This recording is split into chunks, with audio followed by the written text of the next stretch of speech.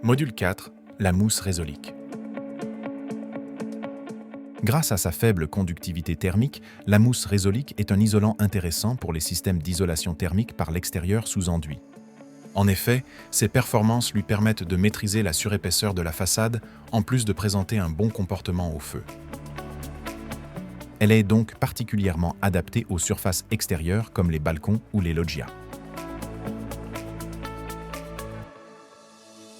Comme pour tout isolant thermique, il est essentiel de protéger les panneaux en mousse résolique de l'eau et des intempéries, depuis le stockage jusqu'à l'application des enduits. Le support doit répondre aux exigences de planéité définies dans les prescriptions générales de mise en œuvre. Dans tous les cas, il convient de se référer aux recommandations du fabricant du système.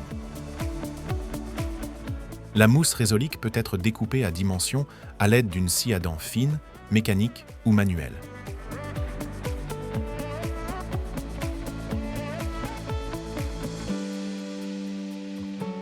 Ils sont posés en rangées successives à joints décalés en réalisant un harpage dans les angles.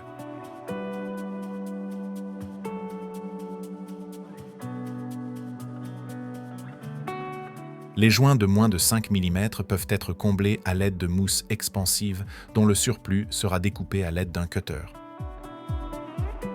Au-delà, et jusqu'à 10 mm, on utilisera des lamelles découpées dans un panneau isolant. Le chevillage doit intervenir au moins 24 heures après le collage, une fois la colle complètement sèche. Il doit impérativement être réalisé à fleur de l'isolant. La mousse résolique est parfois revêtue d'un voile de verre, ne nécessitant pas de ponçage, ou d'une couche de polystyrène gris qui peut être légèrement poncée. Choisir la mousse résolique, c'est opter pour un isolant à faible épaisseur. Cette solution permet de traiter les menuiseries avec un complexe mince, préservant ainsi l'apport de lumière naturelle dans les pièces. Enfin, certaines appréciations de laboratoire de systèmes à base de mousse résolique permettent de se dispenser de l'usage de bandes de recoupement incendie.